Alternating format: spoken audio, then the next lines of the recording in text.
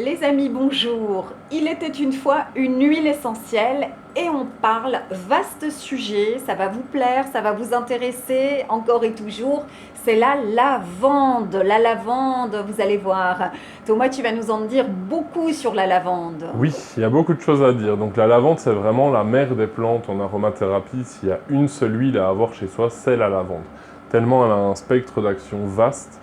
On va bien sûr utiliser la lavande pour ses propriétés désinfectantes, cicatrisantes. C'est aussi un calmant. Maintenant, il faut savoir, quand je parle de calmant, c'est un calmant aussi au niveau émotionnel, mais aussi au niveau cutané. Maintenant, il faut savoir de quelle lavande on parle. Il en existe plein de différentes qualités, avec des noms, parfois des terminaisons un petit peu différentes. Vous allez avoir par exemple, pour cette même lavande, qui est ce que nous on appelle la lavande fine, qui a une AOP, pour la nôtre, qui a une AOP de Provence, on appelle ça également lavande officinale, lavande vraie, en plus de lavande fine, donc ça peut être assez confusant. Il existe notamment le lavandin, c'est un hybride de la lavande que l'homme a créé pour vraiment ses vertus décontractantes des muscles, des tendons. C'est ce qu'on retrouve très souvent dans la plupart des produits travaillés à partir de lavande, où on va retrouver une fragrance, une odeur de lavande. C'est je vais dire la lavande ou dans la famille des lavandes, le moins noble de tous. Oui, ça c'est tout public, c'est souvent du lavandin. Quand vous allez voir des besoins pointus plus spécifiques, vous voulez une puissance, alors là. Là, c'est important quand on veut vraiment un aspect thérapeutique au produit.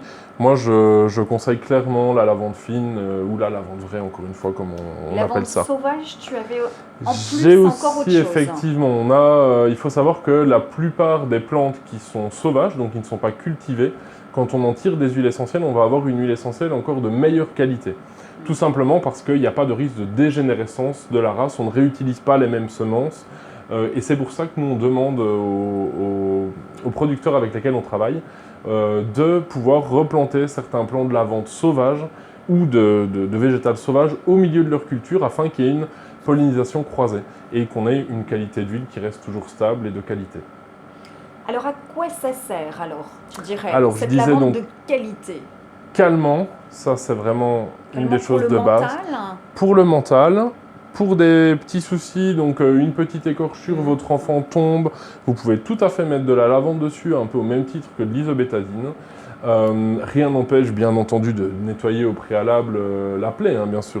Mais Donc, pas pur comme d'habitude, mélanger un petit peu. ça c'est une des rares huiles qu'on peut utiliser pure. C'est bien que tu poses la question. Par facilité, on peut bien sûr la diluer. Maintenant, cette huile-là est souvent très bien tolérée pure. On la connaît notamment un peu au même titre que la lavande aspic pendant cette période d'été, directement en usage sur les piqûres d'insectes. Ça, c'est vraiment quelque chose qui fonctionne bien. Au même titre que la camomille dont on avait déjà parlé un petit peu avant. Pour le côté calmant. Pour le côté calmant. Détente, dormir.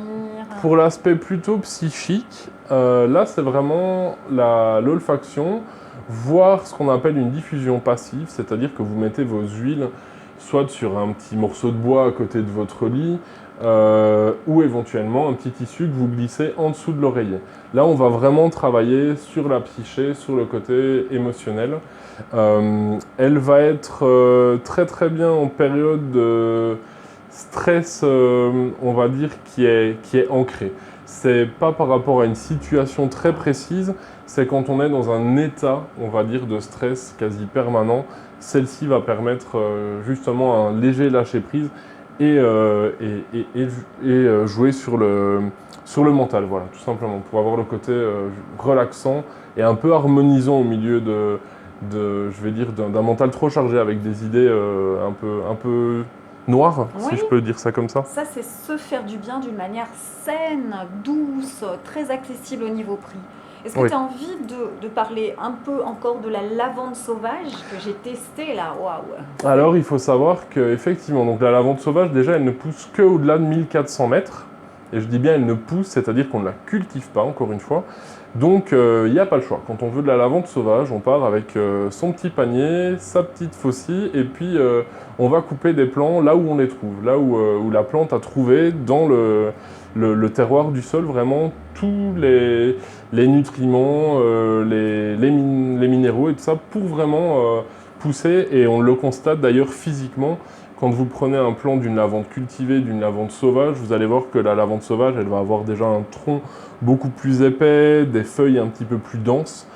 C'est un produit qui est plus gras aussi, donc on a un petit peu plus de production, ce qui permet justement de pallier cette rareté due au fait qu'elle ne soit pas cultivée. Ouais. Merci pour toutes ces informations.